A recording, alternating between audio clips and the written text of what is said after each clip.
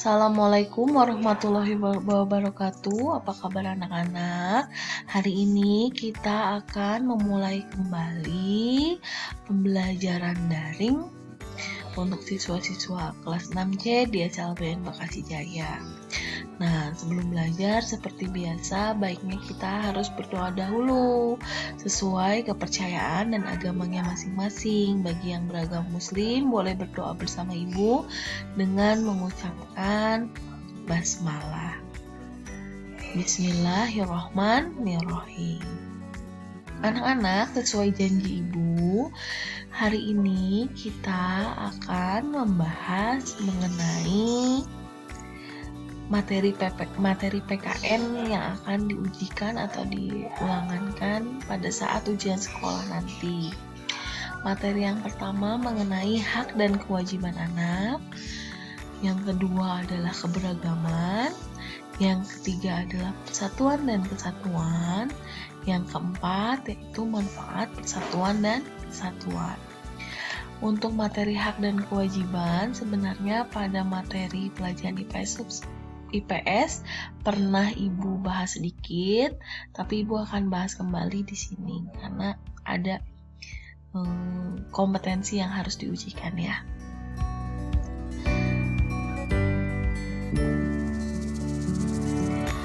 Yang pertama adalah hak anak. Hak itu adalah segala sesuatu yang harus atau segala sesuatu yang berhak anak dapatkan, harus anak dapatkan, boleh anak dapatkan baik dari orang tua, dari guru, dari teman-temannya, atau dari orang-orang yang ada di lingkungan sekitar anak-anak ya. Nah, hak anak ini ibu akan bagi menjadi tempat pemberian tempat anak memperoleh haknya. Yang pertama adalah sekolah.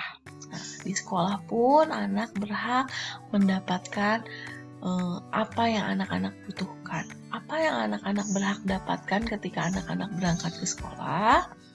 Yang pertama adalah pembelajaran yang baik dari gurunya, pembelajaran, bimbingan yang baik dari guru-guru di sekolah.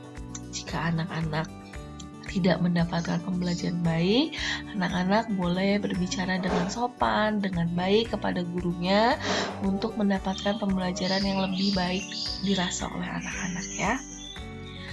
Yang selanjutnya adalah bermain bersama teman. Ketika kita pergi ke sekolah, tentu banyak teman-teman di sekitar di lingkungan sekolah tersebut. Nah, anak-anak berhak nih di waktu istirahat bermain bersama teman-teman ya. Selanjutnya, hak anak yang perlu didapatkan di lingkungan sekitar rumah ya.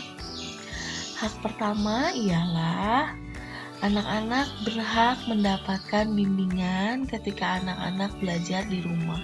Jadi ketika di sekolah anak-anak berhak mendapat bimbingan pembelajaran dari guru. Nah, ketika di rumah anak-anak berhak mendapatkan pembelajaran dibimbing, ditemani belajarnya oleh orang tua. Jika orang tuanya bekerja, boleh ditemani oleh kakak, oleh nenek, oleh pengasuh, atau orang-orang yang memang bisa mendampingi anak-anak belajar di rumah ya.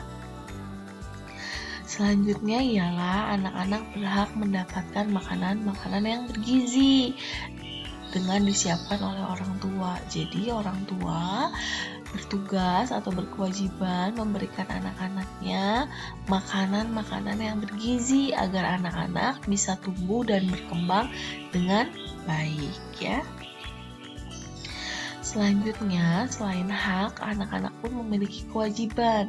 Jika tadi anak-anak mendengar kata hak itu adalah segala sesuatu yang harus anak-anak peroleh, seperti bimbingan ketika belajar di sekolah, pengajaran dari guru, berhak bermain dengan teman-teman di sekolah di waktu istirahat, lalu dibimbing atau ditemani belajar di rumah oleh orang tua, oleh kakak, oleh paman, oleh bibi, atau oleh nenek kakek yang ada di rumah. Nah, mendapatkan juga makanan-makanan yang bergizi dari orang tua. Anak-anak pun mempunyai kewajiban yang harus anak-anak lakukan. Kewajiban itu tugas yang harus anak-anak lakukan. Di sekolah ya, pertama, kewajiban anak-anak itu adalah harus menghormati guru. Ketika bertemu guru, harus memberi salam, bertegur sapa, mengobrol dengan kata-kata yang baik, tidak berkata kasar. Itu adalah kewajiban dari anak-anak. Selanjutnya, belajar dengan tertib. Ketika belajar tidak boleh berlarian, tidak boleh teriak-teriak di kelas, tidak boleh mengganggu teman, karena kewajiban anak-anak sudah tahu ketika di sekolah adalah belajar dengan tertib. Nanti ketika pandemi telah usai, anak-anak kembali belajar di sekolah, anak-anak sudah tahu nih, kewajiban saya sebagai seorang siswa di sekolah itu belajar dengan tertib, menghargai guru, menghormati guru. Lalu selanjutnya adalah menjaga kebersihan. Ini contohnya piket kelas, tapi jika tidak memungkinkan piket kelas, hal yang paling utama untuk menjaga kebersihan adalah membuang sampah sisa makanan. Jangan sampai disimpan di kolong meja, harus selalu dibuang ke tong sampah. Nah, kewajiban atau tugas anak di rumah nih apa saja? Yang pertama, menghormati orang tua. Lalu, bagaimana cara menghormati orang tuanya? Memberi salam, tidak berteriak, tidak membangkang, atau tidak marah-marah ketika diminta orang tua membantu mereka. Tidak pernah lagi berkata kasar atau pukul-pukul barang-barang, lempar-lempar barang-barang, tidak boleh seperti itu ya. Lalu selanjutnya kewajiban anak adalah belajar dengan mandiri di rumah. Jadi kalau udah waktunya belajar, anak-anak belajar dengan mandiri. Kewajiban lainnya adalah sama seperti di sekolah, menjaga kebersihan rumah. Nah, selain menjaga kebersihan rumah, perilaku anak seperti ini pun menjadi kewajiban lainnya, yaitu membantu orang tua di rumah. Karena pekerjaan orang tua di rumah itu banyak, jadi anak-anak harus selalu membantu mereka. Kalau anak-anak bangun tidur, bereskan tempat tidur. Habis main, bereskan mainannya. Habis belajar, rapihkan peralatannya. Seperti itu adalah contoh-contoh kewajiban anak di rumah. Selain anak-anak tahu tentang hak dan kewajiban anak-anak pun perlu mengetahui mengenai keberagaman. Keberagaman itu adalah perbedaan-perbedaan yang lumrah, perbedaan-perbedaan yang biasa ada di sekitar kita. Tapi seringkali ada orang-orang yang merasa, kok dia beda ya dengan aku? Nah, pertanyaan seperti itu bisa menimbulkan pertengkaran ya. Tidak boleh, karena perbedaan-perbedaan itu hal yang biasa ada di sekitar kita dan harus kita terima ya.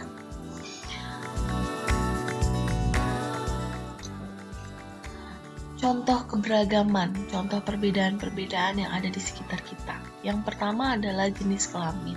Seringkali ada anak-anak yang tidak mau berteman dengan karena aku laki-laki, dia perempuan, aku nggak mau deh main sama dia. Nah, tidak boleh. Perbedaan jenis kelamin, ada perempuan, ada laki-laki, itu ada hal yang biasa. Asal permainannya permainan yang umum, seperti misalnya main petak umpet, main lompat tali, yang bisa dilakukan bersama. Tapi ada juga permainan-permainan yang tidak boleh dilakukan oleh misalnya laki-laki bermain boneka, perempuan bermain kelereng. Bukan tidak boleh, tapi jarang dilakukan oleh orang-orang yang berbeda jenis kelamin. Jadi meskipun kita memiliki jenis kelamin yang berbeda, kita harus tetap saling menghargai, berteman dengan baik. Selanjutnya adalah bentuk fisik ya. Nah, seperti ini. Ada yang rambutnya keriting, ada yang matanya sipit, ada yang kulitnya coklat, ada yang rambutnya pirang, ada yang berjilbab, ada yang tinggi, ada yang pendek. Itu adalah perbedaan bentuk fisik. Jadi meskipun kita berbeda-beda, ada yang gemuk, ada yang kurus, kita tidak boleh saling mengejek, harus selalu tetap berteman karena ini perbedaan yang umum terjadi di sekitar kita. Lalu selanjutnya adalah perbedaan agama. Ada yang agamanya Muslim, ada yang agamanya Hindu, ada yang agamanya Kristen, ada yang agamanya Konghucu. Kristen juga ada dua nih, ada yang Katolik, ada yang Protestan, lalu ada yang beragama Buddha. Itu hal yang biasa terjadi di sekitar kita. Kita harus saling menghargai, saling menghormati, tidak saling mengganggu. Lalu yang selanjutnya adalah perbedaan suku bangsa. Nah, Indonesia itu negara yang sangat luas dan negara yang sangat kaya ya. Jadi ada yang tinggal di Pulau Sumatera, ada yang tinggal di Pulau Jawa, ada yang tinggal di Pulau Kalimantan, ada yang tinggal di Pulau Papua, Pulau Bali. Nah, mereka itu memiliki suku-suku yang berbeda-beda. Seperti ini, kalau di Sumatera ada suku Gayo dari Aceh, ada suku Batak dari Sumatera Utara, dari Medan, ada suku Minang dari Sumatera Barat. Nah, ini adalah suku-suku yang tinggal di Pulau Sumatera. Lalu ada suku Baduy ini yang tinggal di daerah Tataran Sunda. Orang Sunda, orang Banten, orang Jawa Barat. Nah, ini orang yang tinggal di sana. Lalu ada suku Jawa tinggal di Pulau Jawa juga. Ada yang suku Madura. Nah, suku Madura pun tinggal di Pulau Jawa, di daerah Jawa Timur ya. Ada yang suku Melayu biasanya tinggal di Pulau Sumatera. Ada suku Asmat nih yang tinggal di Pulau Papua. Ada suku Bugis yang tinggal di Pulau Sulawesi. Ada suku Ambon yang tinggal di Pulau Maluku. Nah, mereka ini adalah suku-suku bangsa yang tinggal di Indonesia dengan keberagaman, dengan perbedaan-perbedaan, dan kita harus saling menghargai apa yang ada tersemat dalam diri mereka, seperti misalnya kebudayaannya, lalu kebiasaannya. Jika misalnya ibu nih orang Sunda datang ke Bekasi, walaupun Bekasi banyaknya termasuk Jawa Barat, tapi banyaknya budaya Betawi, ibu harus menghargai juga budaya Betawi, orang-orang Betawi. Atau misalnya nanti ibu pindah ke Jawa, di sana ada orang-orang Jawa, ibu pun harus menghargai orang Jawa. Atau anak-anak nih yang orang Betawi, terus anak-anak itu tinggalnya di lingkungan orang-orang Sunda, anak-anak pun harus menghargai suku Sunda.